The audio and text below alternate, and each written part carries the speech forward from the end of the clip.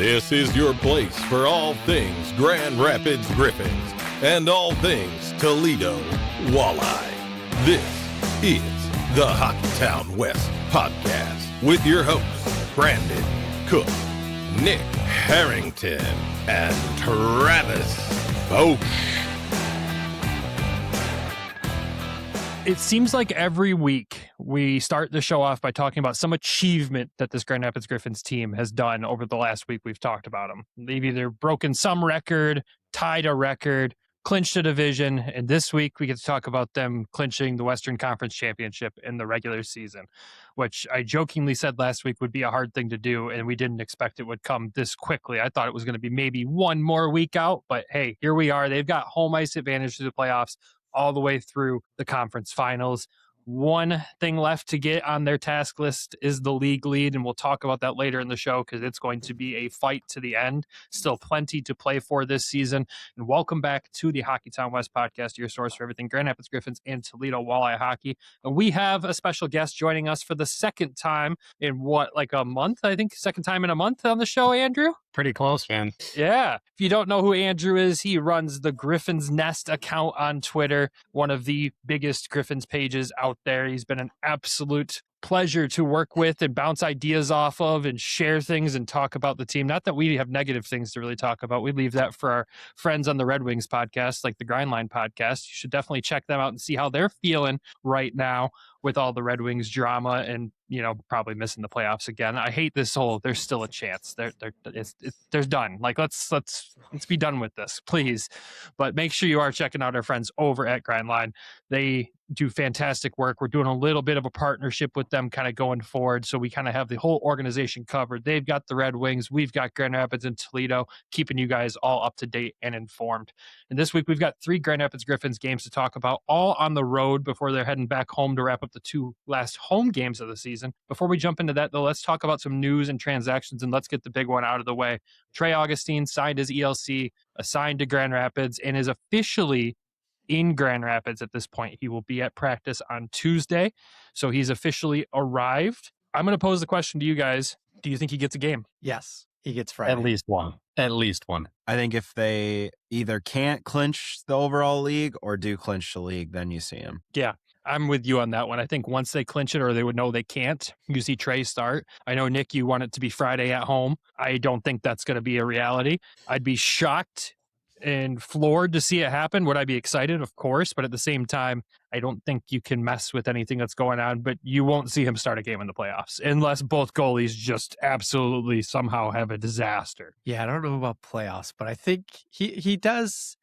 I have a feeling that they're trying to get Posty qualified. So he is I think he has to get 2 or 3 games. He's still only a couple minutes short, but it's going to continue to rack if he's not playing. So I think they have to try to I think they're trying to qualify him, but also give Cossa a break. So you probably see Trey maybe back up Posty this weekend, or I don't know. It would be nice to see him at least get a home game in front of the home crowd Friday, Saturday. Let's have some fun here, right?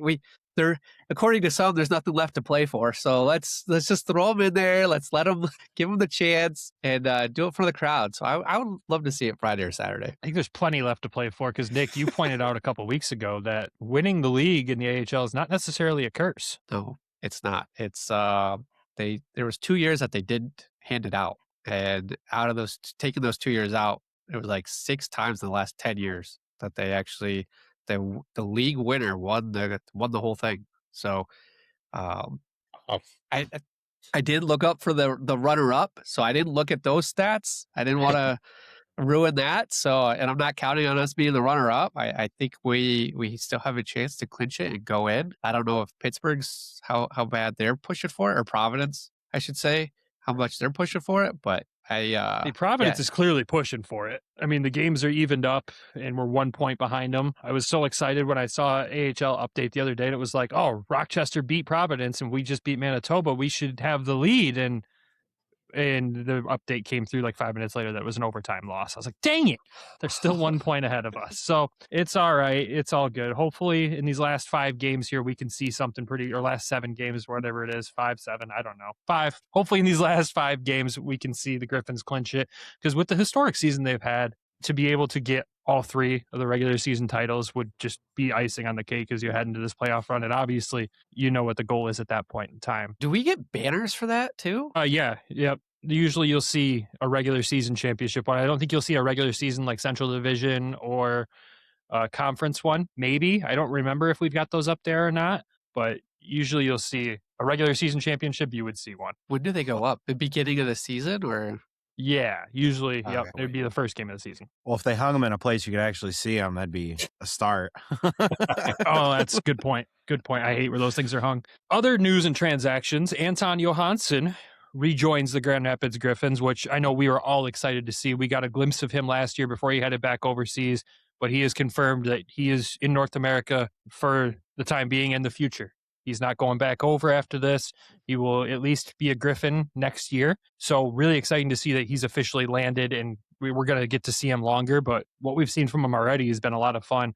What are your guys' expectations of Anton in this, I guess, re-debut as a Griffin? I think just what he did last year, maybe a little bit more, right? He's got a little bit of experience. It probably might take him a couple games to get back into the North American style. Obviously, they got his feet wet at the end of last year, but just provide that presence that he provided last year. I think when he stepped in last year right away, he was pretty impactful, like especially along the boards. You've seen a couple big hits, few big plays that he made. So it's just continuing to develop into what, kind of player that he showed flashes of overseas. It's just adjusting to this time zone and ice sheet. I'll pose a question, mainly because I didn't really get a chance to follow this guy much overseas in terms of like the type of defenseman he is. So my question to you guys is like, what type of player is he kind of ceiling wise supposed to be? And then more realistically, where do you guys see him kind of maybe more real? Yeah. In a realistic sense.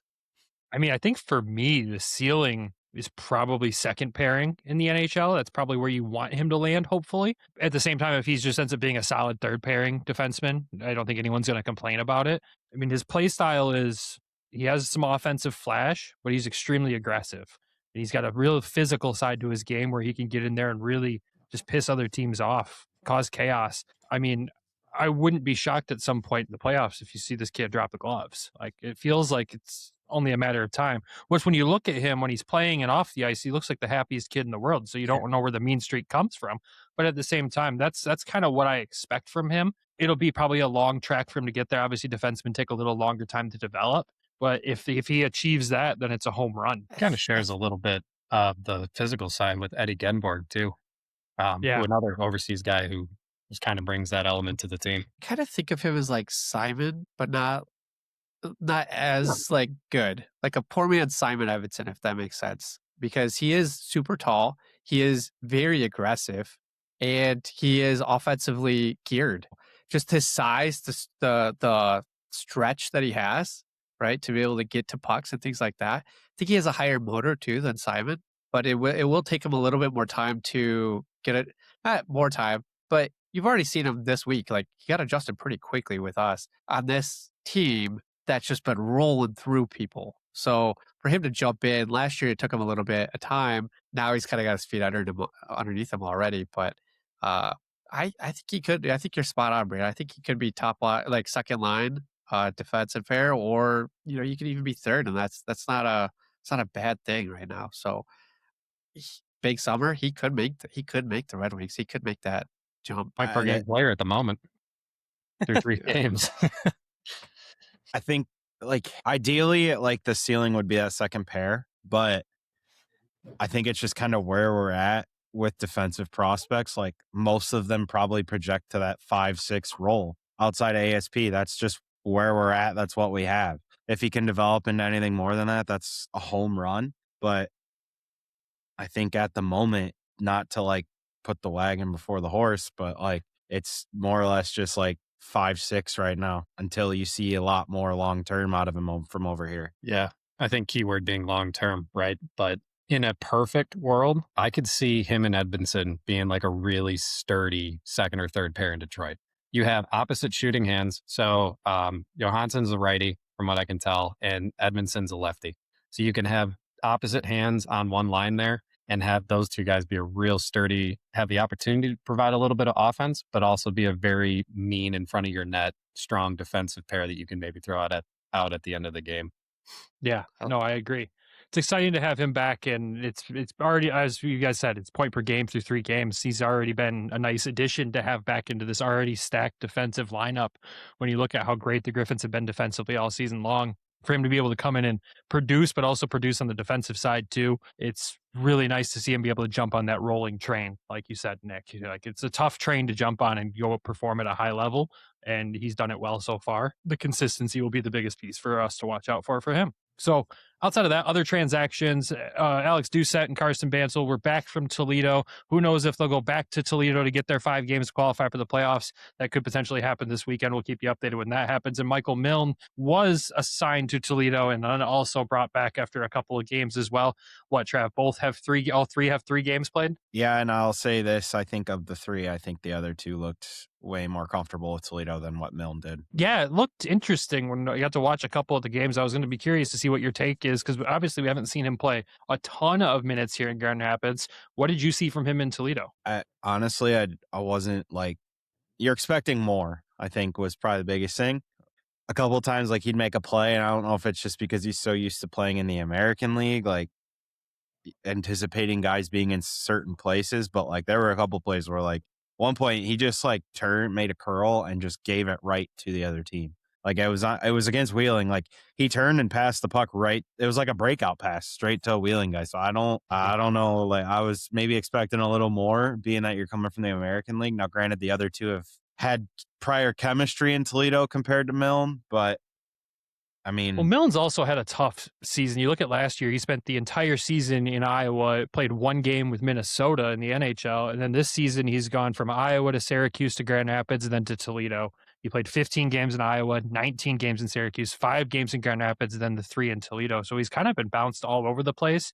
So you kind of feel like it's just he might not be comfortable in that system. He just might not be comfortable at all right now with how many places he's gone to. And you have to take that personal side into this scenario and go, that's a tough season right there. 100%. Where did they deploy him? Like first side, second, third, like who was with him? I think it's switched every game. Well, they went 11-7 one night, or well, I think actually both nights. So it's just like it was like a revolving door all weekend. That can't be easy for him either. Yeah, you feel for the guy when it comes down to that. So we'll see what happens and see if they bounce back and forth again and get qualified for the playoffs. Who knows?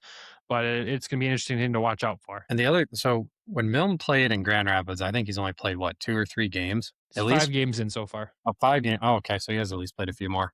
From what I've seen, I haven't really seen a reason for him to be taken out of the lineup. Obviously, they have a long list of guys, thankfully, that are healthy now that you're going to want to play. Carson Bansel and Doucette kind of being 2 of those guys. But for what I saw from Milne, at least the couple of games that he was playing, is he was a big net front guy, like wasn't afraid to get into the dirty areas and kind of create havoc there. And I'm almost surprised that the Griffins haven't utilized that a bit more, because I don't think there's a ton of guys that truly are willing to get to that spot outside of maybe like an Austin Watson or someone, even Carson Bansel, I think has shown that too. But yeah, I'm just kind of surprised they haven't utilized him a little bit more, but I haven't really paid kind of like a fine tooth comb to him yet. I think the reason why is because they've got Eddie now. Eddie Genborg comes in, he takes that spot, and it's like, are we going to give it to the prospect, or are we going to give it to the journeyman? Like, I think Dan Watson's just trying to figure out who's going to play that left wing on the 4th line. Like he's got a tough choice because everyone who's been put there is doing their job. It's just been tough to decide which one's going to be there in the playoffs, because I don't think he's going to have a rotation of 4th liners going in the playoffs. Maybe, who knows, depending on the schedule. But you want your lineup to be consistent in the playoffs, unless things aren't going your way and you've got to change things. And I don't think, unless Eddie's put back down there when everyone returns to Grand Rapids, you can't argue against Carson Bansel as being that guy. I think he's done really well in that position and provides that physical and motor aspect to the game that he brings, and that's going to be key in the playoffs, to have a guy that can go out there and do that on the 4th line. I think he kind of has the spot over Milne, but at the same time the sample size is so small. So Dan Watson's just got another tough decision in front of him to make, that you hope you're making that right decision every night you're going into the game in the playoffs. I mean, you brought up guys coming back. Like if Detroit misses, which is very likely they do, like, whoa, you're getting 2 guys coming back, so 2 guys got to go out, and it's going to create. And if Nate comes back too, then 3 go out. It's like, I know we kind of talked about this a little bit over the weekend at one point, but That's a whole line of players. I think honestly, like, I think it's going to be tough for Deuce and Bantle and Milne to even get into the lineup. Like, I hate to when say all those that, guys are back, it is gonna be tough. You're not wrong. unless you're running a revolving door in the playoffs on the fourth line, which I don't think that's a recipe for success. But I don't know. It's going to be interesting. It's going to be really interesting to see what the choices are and where guys go. And I think that's the whole point of getting a couple of guys qualified in Toledo, hopefully, so they can keep playing. And if something happens in GR and we need to call them up, we can call them up, and they've been playing, they're fresh, they're ready. It's not they're just practicing and sitting in the press box. Because, I mean, even when you're just the extra guy practicing, you're not getting the full practice reps. Like, you're still going to be a little colder than you would be obviously playing in the playoffs in the ECHL. And I mean, God, Travis, how excited would you be to have Doucette and Bantle on your roster in the playoffs down there? That's 2 huge pieces. It'd really help. And then, another element to this too is like, what happens if, like, when Nodak's done, like, does Dylan James sign? Like, then you got another guy to potentially throw into the mix. Like, it's going to be an interesting weekend of hockey. Very. Well, that wraps it up for transactions, though. And obviously, like we just said, it's going to be an interesting weekend as the college season will fully wrap up, where certain guys go. Trav Toledo could sign 3 more college guys at this rate. They seem to be signing at least 1 a week at this point. So who knows? It'll be interesting. Stay tuned for future episodes for all the updates and fun stuff there, especially our Toledo episodes as we get closer and closer to the playoffs for them, too. It's getting to be an exciting race down there for first place in the Central Division. So make sure you're checking out all of our Toledo updates and keeping up to date with the Walleye, because they play a very crucial role in everything when it comes to playoff structure here. Don't forget about our prospects like Jacob Truscott, Nick Andrews, and Carter Guylander playing down there in those playoffs. Those are big minutes for those guys. So let's talk about the games that happened. We had 3 to talk about, like I said at the beginning of the show, all on the road, and we'll start last Wednesday in Rockford, which going into this game, Rockford's fighting for their playoff lives.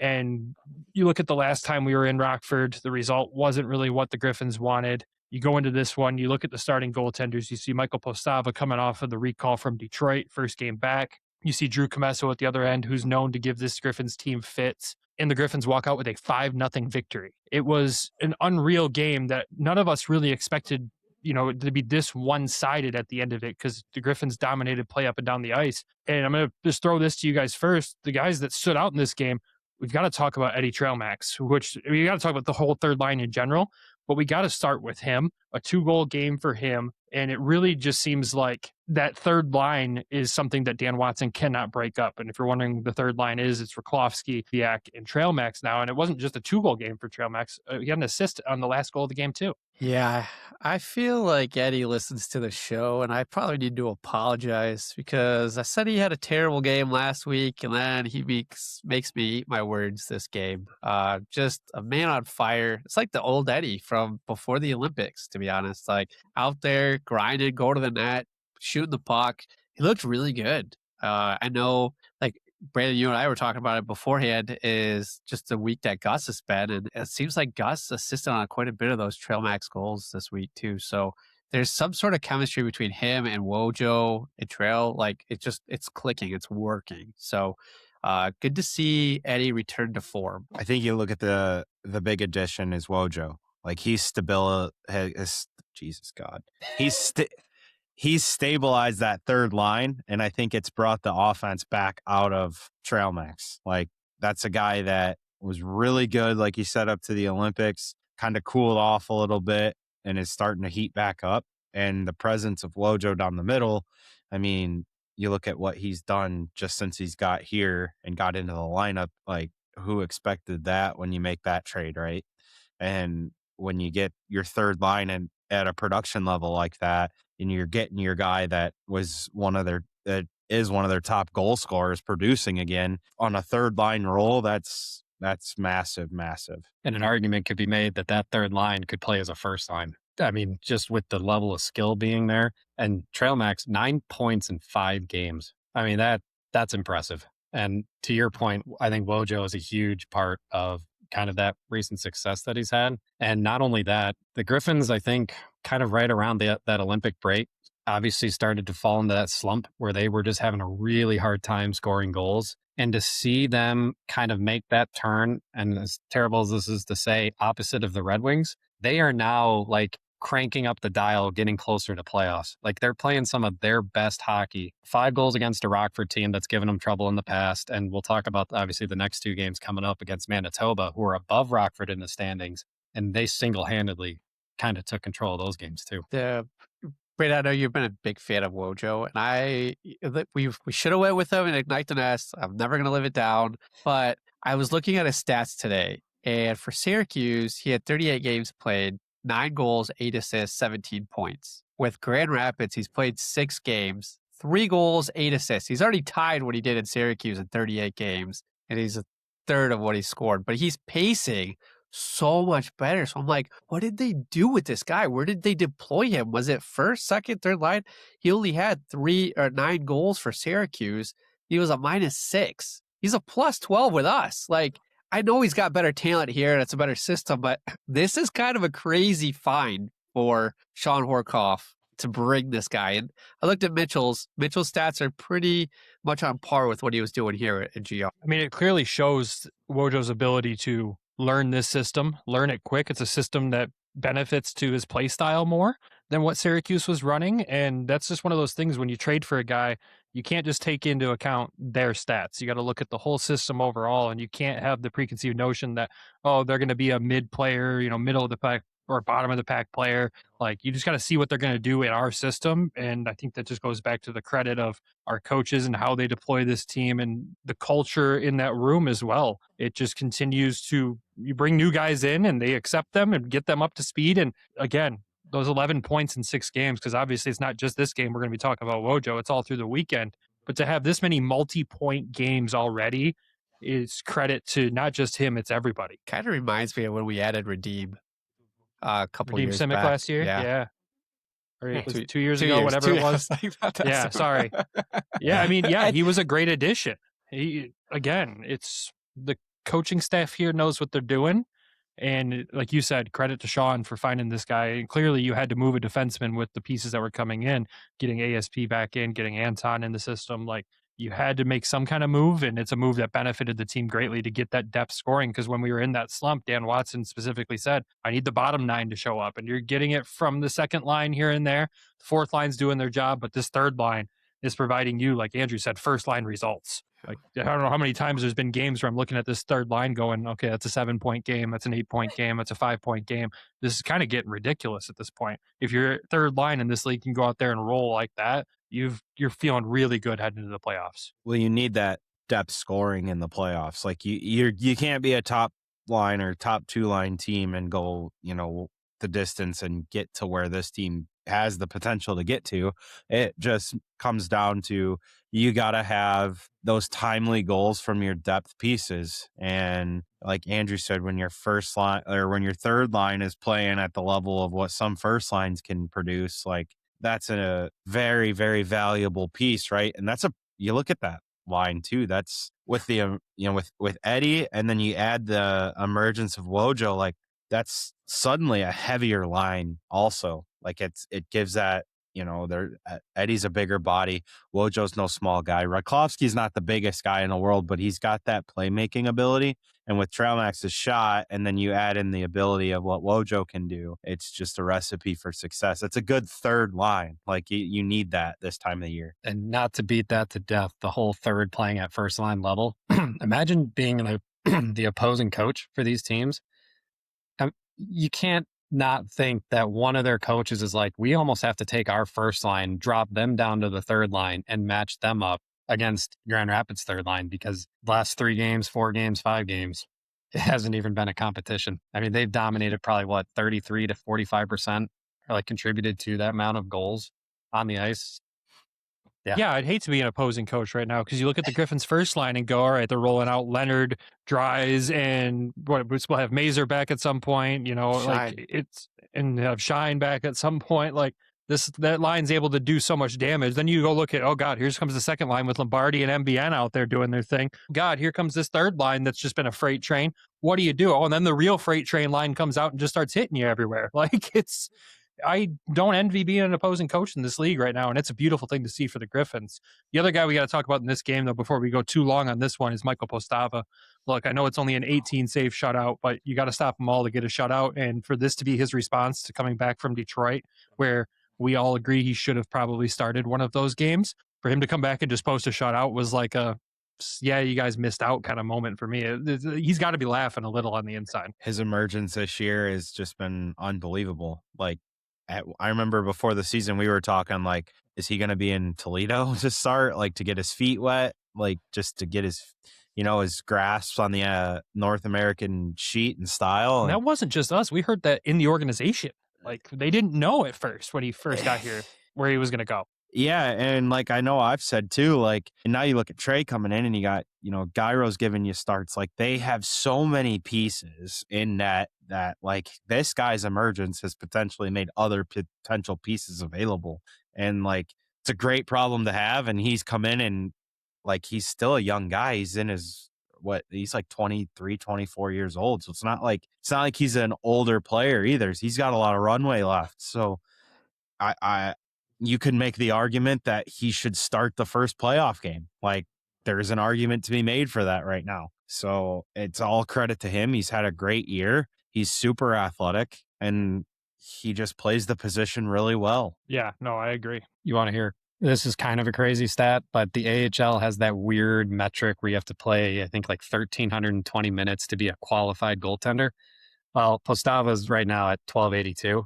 And he would be leading the league in goals allowed on average. He's at 1.72.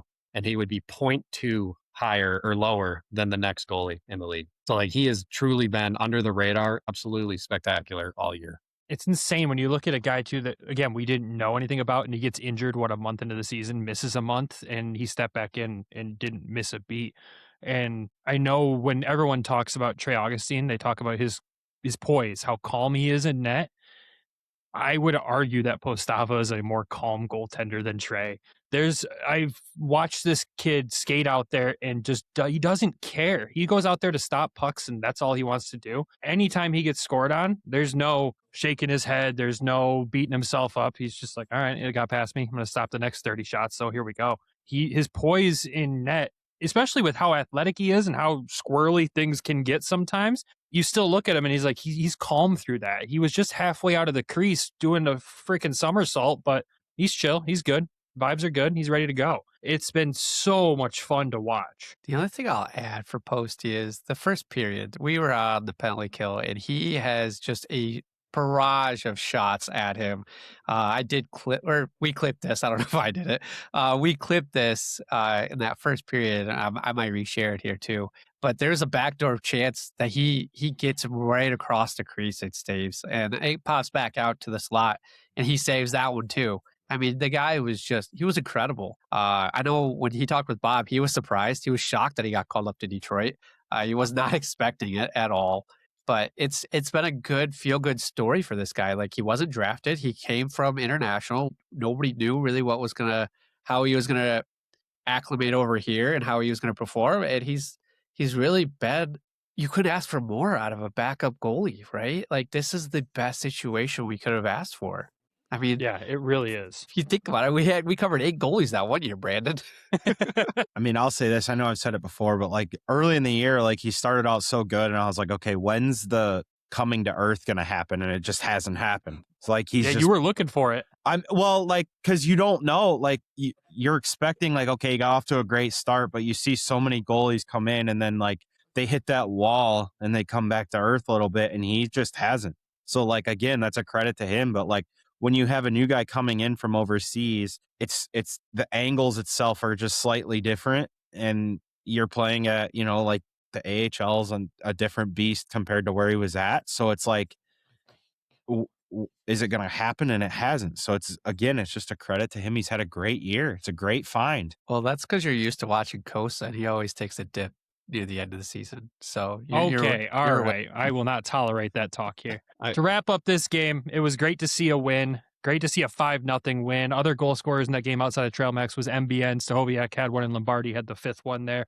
Gus had another 2-point game. Stahoviak had a 3-point game. It's just a great thing to see, because I think that game is what put the nail in the coffin for Rockford to miss the playoffs. And that's always a satisfying experience right there. We'll move on to the next game. Before we do that, we're going to hit a quick ad break. When we come back, we'll talk about the next two games. If you're watching on YouTube, you don't get an ad break this week unless YouTube decides to throw an ad in there and you're not paying for premium. That's your choice, not ours. But if you're listening, we'll give you an ad break. If you're watching, no ad break. And we'll jump right into the next games. And welcome back. All right, we got two games in Manitoba to talk about. And if you remember a couple weeks back, our last game against Manitoba was at home, and the result was a heartbreaker in overtime with a game that just was really rough to watch, not just because it was a rough Griffins game, but it took the linesmen maybe 60 attempts to drop the puck in that game. And it might be the longest running game the Griffins had all season, except for maybe one other one I can think of. But with this game, the first game in Manitoba, 3:00 on a Friday game, which was already weird in itself. I'm like, how do we perform in the afternoon?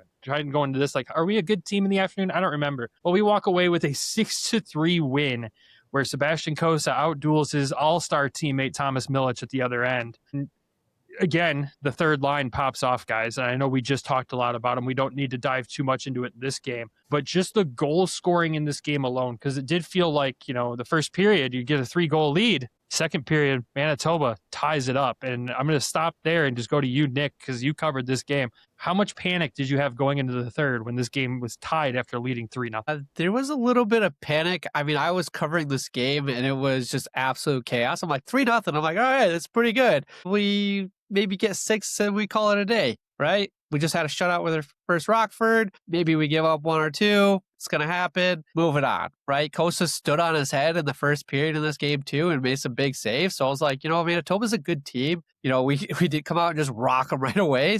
They got to adjust. And then as soon as it was tight, I'm like, oh, all right, where's our guy? Are we coming back out of the locker room a different team here? Or what's going on here? Glad that they kind of, they adjusted, right? They figured it out and, got the other two. The third one, the last one was an empty netter from Mr. Empty Net goal scorer, Mr. Gabriel Seeger. So you can count on him in the last minute of the game to be able to ice that in the nets. But yeah, when you look at the 3 goals that Manitoba scored, though, do you blame Cossa at all? Because each one, to me, I don't personally, if I'm giving you the leeway here. Like, 2 of them were incredible moves, and one of them, like, we just shared that thing with the Red Wings where you let the guy score his first pro goal against you. Yeah, I had to say that. I think, Giuseppe, that was just crazy tic-tac-toe play against us. Like, there was nothing that Cossa was going to be able to do on that. The defenseman left him out. He should have covered that guy. The other one, Yoder, he screamed. I'm watching it as I'm sitting here. So it was a bad rebound. Possibly he could have saved that one.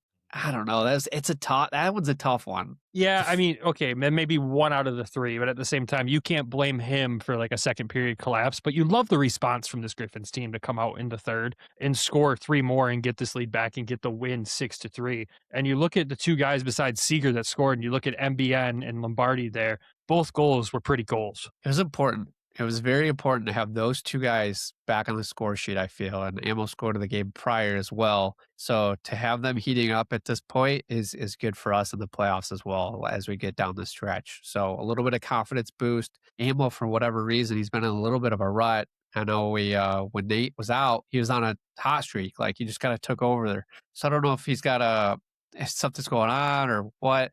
Maybe a lot of new guys, new faces for him. But to see him back on the score sheet the last 2 games has been important, I feel. I mean, you guys will have to correct me if I'm wrong. It feels like it's just taking a little extra time for Lombardi and MBN to form that chemistry. Like, when they're put together for a little bit, it takes a couple of games, and then they get really good.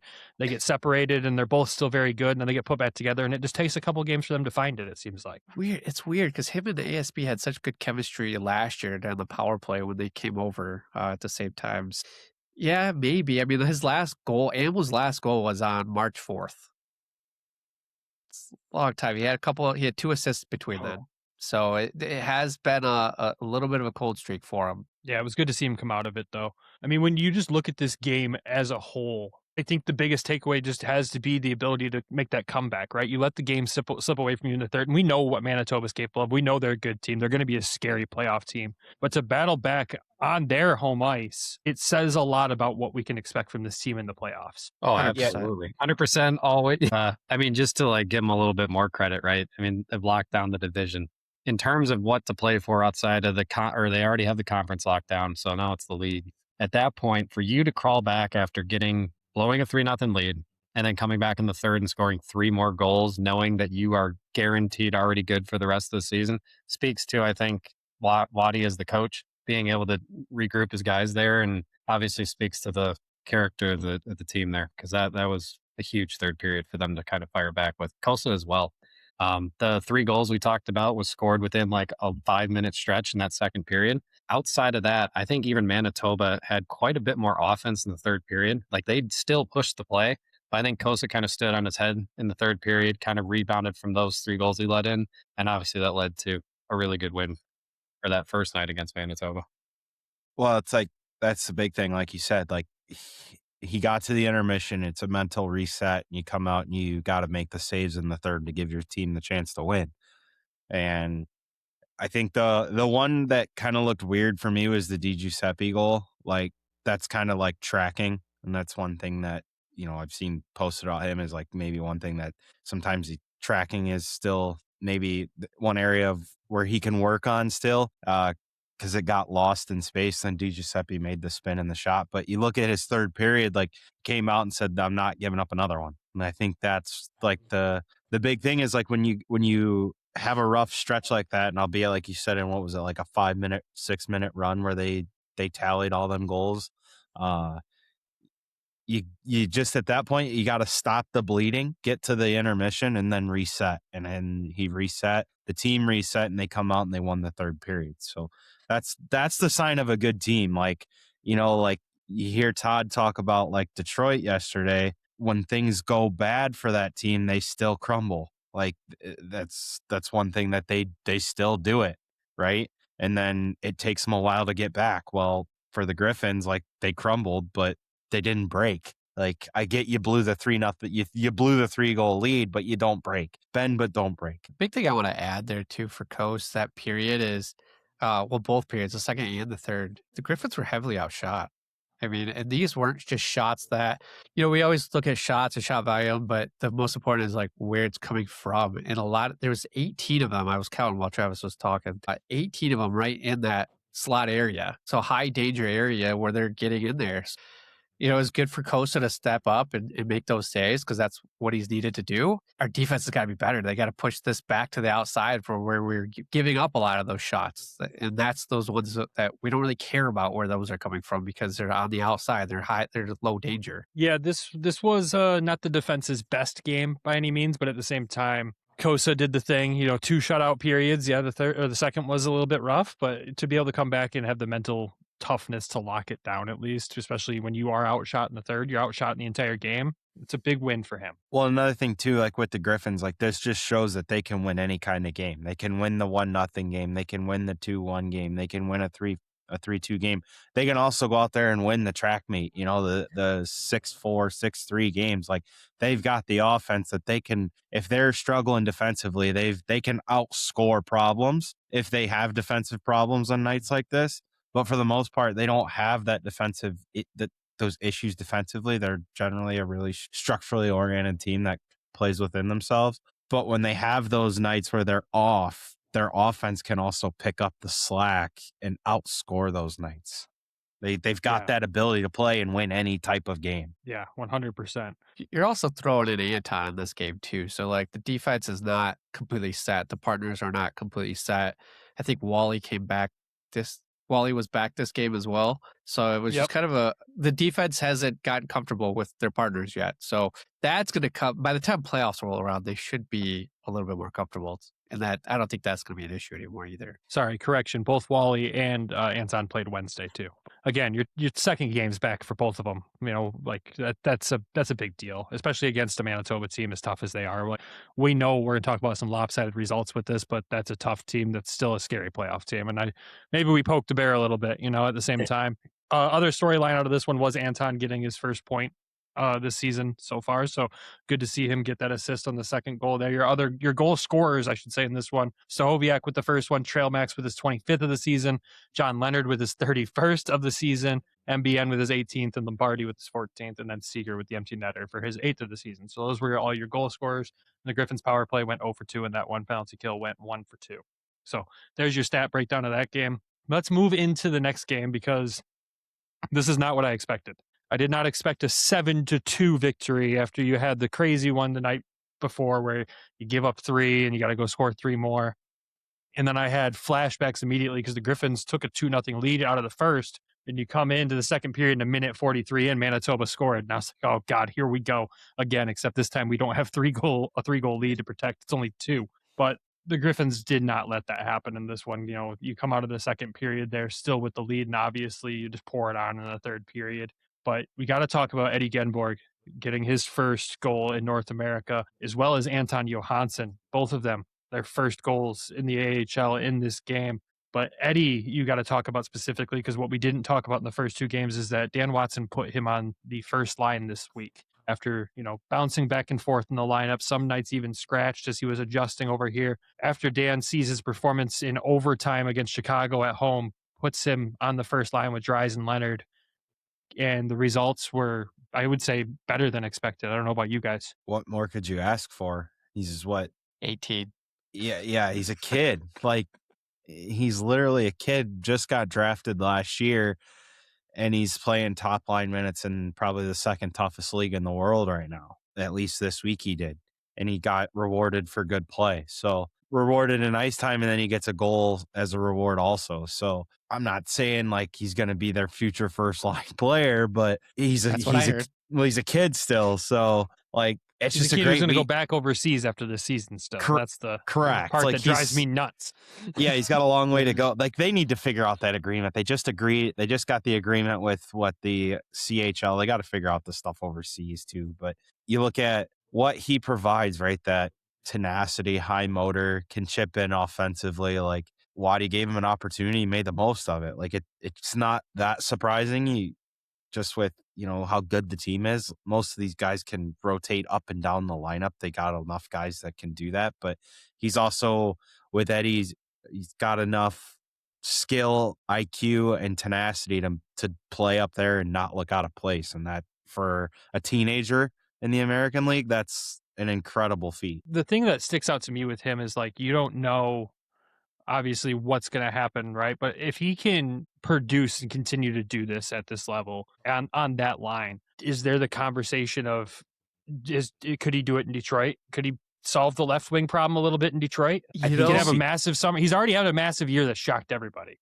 If he had a massive summer, it can come into camp and kind of Emmett Finney his way onto the team. I would give the edge to Bear myself. Why not both? That'd be a bold move. I don't see that. You gotta start making bold moves, right? You're not wrong. After what Emmett did last season, I can't count anybody out anymore, because it is what he's done was absolutely insane. And we both, like, all 4 of us had watched him here in Grand Rapids. So, I mean, nobody had thought he was going to make the Red Wings, and there he is, still made it the entire year. He's not getting sent down. He's made it the whole year. He's found his spot there with Todd. So absolutely crazy. But with Eddie, I do want to say, like, this goal, this is not the way I thought he was going to get his first one. Like, this was just a drop pass from John Leonard, open, and he snipes this one in. I thought he was going to be more of a dirty, gritty goal, a deflection. I thought that's how he was going to score. So I'm super stoked. He had his chances the game prior with Drisey dropping him back a pass. He was right in the slot, and he really capitalized on this one. So super stoked. This kid is something special. He's really picking it up. He could make the Red Wings. I think it's possible. I want to add one point real quick. Like, I think we quietly kind of forgot that Finney was a 0.5 point per game player in those 10 games he played last year. I think if you could, we did forget about that. Yes, if Yenberg could like duplicate that and then into the postseason, then maybe. But still feel like that's a pretty tall order. But we'll see. This could be a massive postseason and massive offseason for that kid. He would have to have a crazy offseason, because they can't move him down. They don't have the option to move him down if he has to make the Red Wings. So yeah, it has to be a massive year, or he's going right back to Sweden. Hey, sometimes bold questions make bold comments, right? That's what sucks about that, that they got to go back, right? They need to figure out that agreement, because this is another one of those players that's maybe too good for where he's at. He's in that tweener level, and you can't really do much with it. It's either the show or back to Sweden. Or is these players just that good they're elevating his play style? I mean, it's not bad guys to learn from, right? Yeah. Two of the best veterans in the American League, and Dries and Leonard on your line next to you. You got to feel pretty confident as a young kid. Yeah. It's like Vinny Larkin and Raymond, huh? Yeah, exactly. Raymond. Nick, you talked about John Leonard and that drop pass, which was just a sick drop pass. But this game right here, it felt like John Leonard kept getting picked on by Manitoba. And we talked about the Chicago shift last week, but I dubbed the FU shift from John Leonard, where he scored that goal after taking a stick to the face after he dropped Oasis Weisblatt too right before it. And in this game, Lenny comes out with a goal and 2 assists. It just felt like it was a huge game from him. I think he's actively trying to hit the goal scoring like the leader. I think he is actively trying to chase it and to take it back. It would be a damn shame if he does not get it, especially with how little games he's played compared to whoever is leading. I don't know if it's still Kaliev. He's got 37 to Leonard's 32. Kaliev's played 65 games and Leonard's played 43. But he had 7 more goals in 6 games. So he's got to score almost a goal and a half to get it. Back-to-back John Leonard hat-trick games. Yeah. I wouldn't be surprised. Yeah. He's got to take Seager's spot for the empty net king. Well, the crazy thing is, and Bob kept talking about during the broadcast too, is some of his points this weekend or this week were on the power play. And as good as John Leonard is, he doesn't produce a lot on the power play. And to see him start to heat up on the power play as you head into the off season's not a bad problem to have. I think Bob said he had the same amount of goals at power play as he does shorthanded. Yeah. I think he's tied for the same amount, which is absolutely crazy. Hey, this guy, he's got many tools, right? And that's the important part, to be able to use the tools and produce no matter what position you get put in. Like he's producing. I'll give you credit there, Nick. That is an accurate stat. He's got 5 power play goals and 5 shorthanded goals. Thanks, Bob. Unreal. I mean, you got to talk about one more guy in this game at least, right? And it was MBN and that ridiculous backhand shot. Can we just talk about how beautiful that was? I ran out of him when I was typing it up. I was like, I don't know what else to say about this. I don't know if that's what he was going for, if that's where he was aiming, but at the same time, you don't ask questions. It was an absolute beauty. And it happened right after the Red Wings loss on Saturday. And boy, did fans in our comments not appreciate the beauty of it because he's not in Detroit. Well, I think what made it even crazier is that he literally hit the goal, like he hit the goalposts, and it made such a loud ting, and it's coming off of his backhand that it's like, wow, that's pretty loud for where he was at on the ice, how far away he was from the net. And like I've said it before, like you really you see and hear the presence of his shot when you're in the press box and you hear it hit like a goalie's blocker and it just echoes through Van Andel. But like when you see that off of a backhand, like he's got a really heavy shot. If I know he's become like a big scoring threat, but like imagine if he really dials in the accuracy even more. Like he's got that big boom goal potential just off the shot. It's just a matter of like, okay, can we dial in the accuracy even more? Like he's got a great shot, he's got an accurate shot, but like if he can become that sharpshooter with that kind of a shot, that's where you're like next level's unlocked. I mean, you're talking maybe power play 2 in Detroit at that point. If he gets his shot honed in. Yeah, I think it's pretty obvious he'll be a Red Wing next year, like for the whole season. Like it's just going to be a matter of like, can he find that offense in maybe that third line, second line like role? Because he's probably going to start in that third line role potentially into the second line. I don't know. Like that's where he's going to have to like to start, not like his entire career. Like you've seen him go up to Detroit and the production's not there yet, right? So it's like he's still learning. What, Nick? Why are you like? I just like to give you faces just to make you feel comfortable. Well, like I never know where you're going because like you make these faces like, what the hell are you talking about? So it's like, enlighten me on what you're thinking here. I just wanted you to squirm a little bit. And it worked. Yeah. I don't know. I All heard right. Patrick Kane on the third line today. So, that's what I'm like, oh, maybe MVN's in the second. Who Well, knows? that's probably where he should be at I this think point in his after a career. penalty the other night, you don't want Patrick Kane back. But anyways, moving on before we go too far off tangent, there's one last guy we got to talk about with this game, not just this game, but this week. And it's Erik Gustafsson, right? Another 2-assist game here, but it was 5 points in 3 games this week. And you're talking 10 points in his last 10 points in his last 6 games now. Gus is just on this mission at this point to just set up guys because all these points are basically assists. But at the same time, holy crap, what a key piece he has been in every single one of these games as the Griffins have hit the gas again and are going full throttle towards the playoffs. You want to talk about a guy that makes other guys better around him? Erik Gustafsson. This guy has been, I think, once he got waived by Detroit, he's came down here, he's calmed down. I want to say calm, but he's gotten comfortable, right? And he knows what the mission is. I'm going to go out, I'm going to win a cup. Like, I think it's more of a little bit of an FU to the rest of the league for passing on him. I feel like maybe he's a little bit, hopefully, like a little bit of spiteful. Like, okay, this is what I'm at. This is where I'm not going to get another chance with Detroit. I'm not going to get a chance with an NHL team at the moment.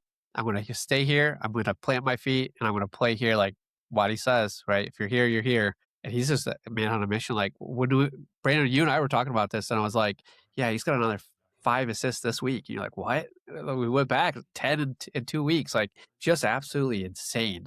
But what else? Yeah, I don't know. I got nothing else. I don't understand how he cleared waivers right before the trade deadline. Like, I don't either. I don't understand it. How is there a team out there that can't use his services in any manner? Like, We are lucky. Yeah, like it varied because you look at what he's provided. Like, you can't tell me that there is not a team out there that could have used him in some capacity. And maybe I don't know if this is how it works. Maybe he said something to Steve of like, it's Detroit or Grand Rapids. I don't want to get claimed. Can you maybe put the word out for nobody to claim him? Like, I don't know. To me, it's just at the surface, that's what it kind of seems like, because when you're playing this well, I don't understand how nobody's claimed him. Yeah.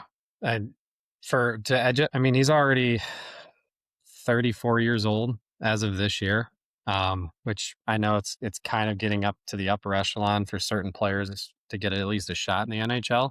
But if he makes a really strong case for the Griffins in the postseason, like as a true driver for their power play and anything with regards to that, he might get another 1 to 2 year contract in the NHL. And maybe that's his mindset, right? Maybe it's like, let me grind as much as I can down here in Grand Rapids and maybe get one more big payday in the NHL for 1 to 2 years. How does Jeff Petrie get traded from Florida to Minnesota, but Erik Gustafsson goes unclaimed? That's what I don't understand about it. Like, yeah, I'm sorry, but Jeff Petrie's not Erik Gustafsson. Like, it seems like a massive miss, but we're the lucky ones out of this because not just because of the play that we're getting out of him and what he can potentially bring in the playoffs. Look at these important games coming up in the playoffs and look at who's going to be in Grand Rapids to be able to pick his brain. You got ASP that's going to be here being able to pick his brain through these key moments. You got Anton here able to pick his brain as well. Like, this is great stuff for these young prospects to have a guy like him, not just him, even William Lagesson around too, to be able to pick their brain through these really key games and these tough matchups and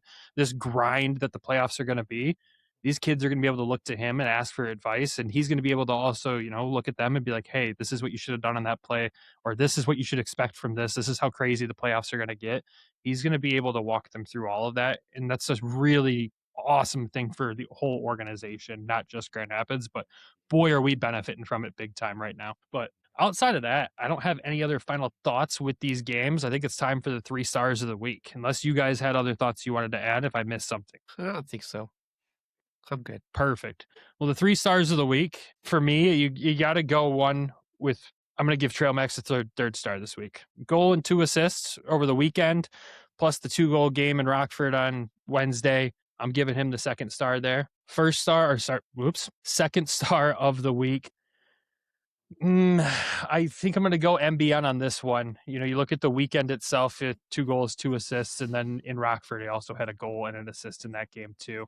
I think I got to go MBN in that one. The 1st star of the week's got to go to Wojo. It has to. I know you can argue Gus in there too, and Gus should be in that mix as well. I gave him first star last week. I'm going to go with Wojo this week, though, because you look at this is production. He had a goal and 3 assists over the weekend alone, and then he had a goal and an assist or a goal and 2 assists Wednesday. Just a massive week from the newcomer who's played only 6 games with the Griffins. Just an absolute tear that he's been on. He's going to be my first star of the week.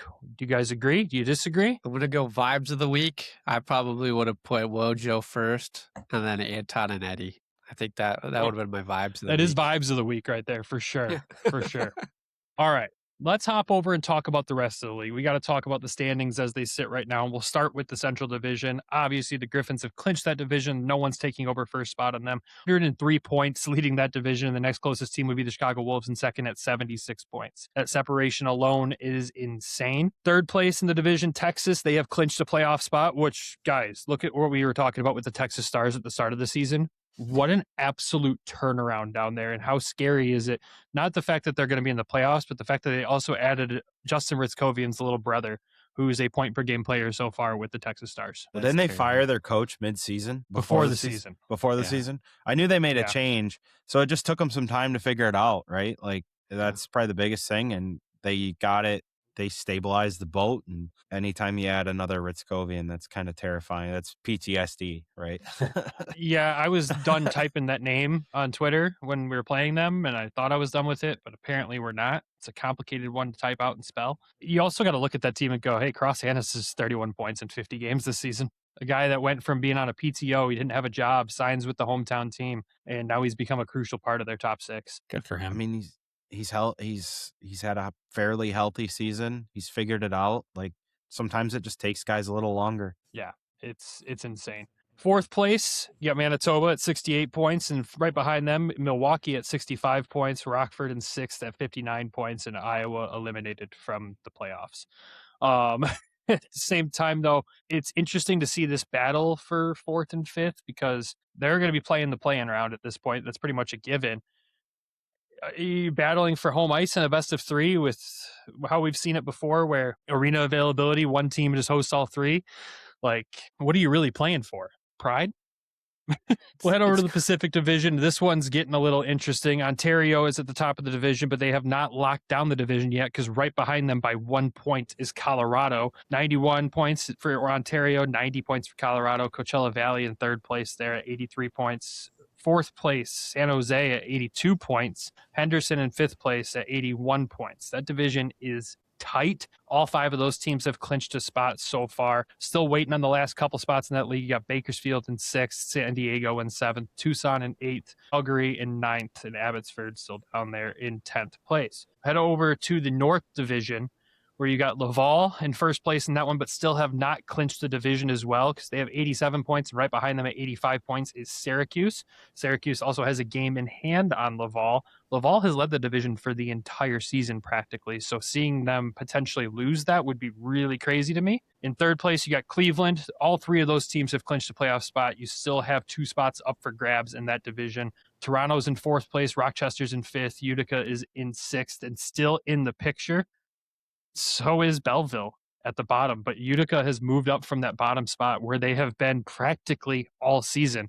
Belleville is in that 7th slot now, which is, again, wild to me to see that kind of turnaround and see a team that we were like, okay, they're with Iowa down here at the bottom of the barrel. And both those teams were in the playoff picture way longer than any of us anticipated. But we'll head over to the division that I think everyone wants to hear about when it comes to these playoffs, and that's going to be the Atlantic Division. You got Providence up top and still leading the league at 104 points. Wilkes-Barre behind them in 2nd place, but a 10-point separation between the two. So it truly is a battle between Grand Rapids and Providence for 1st place. Charlotte in 3rd place. Bridgeport has jumped up to 4th place, guys, out of nowhere. They're trying to make that last season memorable. It's the Matt Luff effect, I think.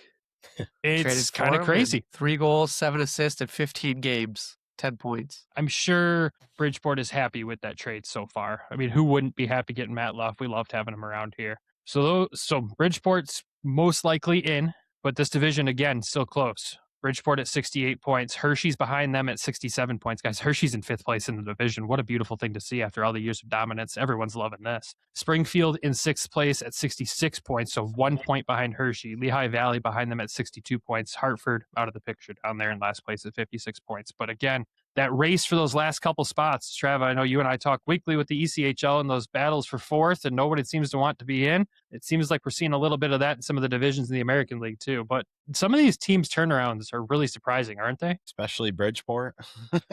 That's shocking. But that wraps up the division standings. Like we said, for the lead battle for the league, Providence at 104 points, the Griffins at 103. This is going to get interesting. I'm just taking a look at this because I haven't truly looked at the full statistics. The Central Division, the Griffins have a plus 93 goal differential. That number is disgusting. And then if you look at every single team below them in the Central, it is a negative goal differential. I mean, that to me just means Grand Rapids has absolutely killed every single divisional opponent, and none of them have been able to like score enough goals to be a positive differential. And that if you take their games out against the Griffins, I wonder if their goal differential moves to positive. That's a great question. That is a great question. We've lit up teams 7-8-0, like 7-8-6, like things like that. So I wouldn't be surprised. I mean, goals for, we're only 4 short of the league leaders, and they've played one less game than us. Or no, they played one less game than us. So, but goals against, we've got that locked down. Texas, I think for sure. Yeah. Yeah. I think With we the actually have the 10 spot. highest goal differential in the league too. We do. Yeah. By 22. But yeah, an insane stat. It's even crazier when you look at the league standings overall. And you just mentioned all those numbers in the Central. The Griffins are in 2nd in the league right now. The next closest Central Division opponent in league standings is 14th. That's insane to me. Like crazy. The East is pretty well represented. The West is too, but at the same time, the Central is nowhere to be found basically in league standings. And you take out their games against Grand Rapids, and we might need to run some numbers here for the next episode and see if you take out all these opponents' games against Grand Rapids, where would they stack? What's their goal differentials? Did you say it was 93? Plus 93. I just compared it to what, like, Brandon, obviously you're familiar with what Kansas City's done. They're at 96. Insane. So like 2 top teams in each league in the high 90s. It's pretty wild. Providence is at a plus 75. You look at So the they're NHL, like 20 Colorado's behind. plus 91. Like compared to the NHL, Colorado's plus 91. A 93 goal differential is absolutely insane. And it, again, is credit to the incredible goal scoring this team has and the capabilities where they have games where they can put up 6, 7, 8 goals, who knows. But defensively too, like a lot of credit to the defense and the goaltenders on this team. I saw that, Nick. Hit the 6-7 emote. Good Lord. That's how you know we need to get close to wrapping up this show. But that's your update around the league. We'll keep you updated as things get close. Obviously, the Griffins will have the bye week through the play-in round. Expect a playoff preview from us there. Hopefully, we can get a special guest that represents whatever opponent we end up lining up against. And I think next week we'll kind of get more into the discussion of who do we truly want. I know we talked about it a couple weeks ago, but how do we want to see this go? What do we expect it to be to play out, not just through the divisionals, not just through the conference. I want to know from you guys who we think is going to go all the way. Who's that matchup going to be? Because obviously we know who we want to go all the way and win the cup, but who are we going to be playing against? Who do we want to hoist it against? And obviously, statistically, everyone can look at it and see who they think it's going to be. But I want to know who you guys want. And let us know in the comments who you want the Griffins to play all the way to. Who do you want us to beat? And can we just say, let it not be Syracuse, because that's who we've played for the cup and won every other time. Like, I know that proves good for our chances, right? You've beat them twice already. But at the same time, just a different team in the finals, please. Logistically, there's only one answer. It'd be kind of funny if it was Syracuse, though, because then you got Ian Mitchell back. You go, Wojo gets his former team. Miller gets his former team. So there could be a little bit more storylines this time around. That's true. I didn't even think about that. Good call. Restart the Tampa Bay Detroit rivalry. Oh, boy. Anybody that doesn't want this to be Cleveland's just crazy. Like, logistically, that would be beautiful. But at the same time, who knows? Who knows? All right. With that, we'll wrap this one up. Thank you again, Andrew, for coming on the show this week. We appreciate all your insight and help this week. It was nice having you back on. And obviously, everyone knows where to find you at GriffinsNest. Hopefully, you're checking out the content he shares, his takes. He doesn't just post about the Griffins. He does post about the Red Wings, too, and the drama over there. So make sure you're following him if you haven't yet. We got to thank the sponsor of the show, Everything Hockey Clothing Company. If you're shopping at everythinghockey.com, make sure you're using code WEST to save a few bucks off your order, and it also directly supports the show. We got to thank the lovely folks over at patreon.com/HockeytownWest podcast as well. Over at Patreon, all these lovely folks that have supported us all season long. Nick, who are they? We've got Michael Asante, Alan and Lori Fausch, Derek Sleazer, Griffin Not from GR, Elaine Grace, John in Florida, Tyler Ingalls, Darren Swartz, Zach, Peter Grell, Bert Rito, Jason C., Bex, Joe Schroeder, Alan GR, and D-Boss's D-Boss. Thank you all for the love and support. We appreciate you guys so much. The Griffins' upcoming schedule as this season gets closer and closer to ending. It's the final 2 home games of the season this weekend. You've got the Chicago Wolves coming to town Friday and the Rockford Ice Hogs in town on Saturday. You've got $2 beer night on Friday night and the team equipment sale. If you have a ticket to the game, you can go buy some of the used equipment. There's always some good stuff there, jerseys, skates, sticks, quarter zips, all that stuff. It's some cool stuff in there, and I know it helps the team out. I know they donate a lot of the proceeds of that too, so make sure you check that out. And then on Saturday, you got fan appreciation night for the last regular season home game. And when we are in the arena next, guys, the ice won't look like crap. They've replaced it all. It's going to look beautiful. I'm so excited to not see a goal line that looks like it's 5 inches longer than it needs to be. What is offsides? Yeah, we couldn't tell through that whole stretch. It'll be nice to have the ice looking like it's supposed to in the second tier level of pro hockey in North America, not looking like a Sunday pickup game in beer league. So with that, everybody have a fantastic week. And as always, go Griffins, go Walleye. Love you. Bye. Thank you for tuning in to the Hockeytown West podcast. Be sure to check us out on Twitter at HockeytownWPod and your hosts, Nick at GR Hockey Guy, Brandon at Brandon GR Hockey, and Travis at Trav in T-Town. Right. My hearing checked after that one.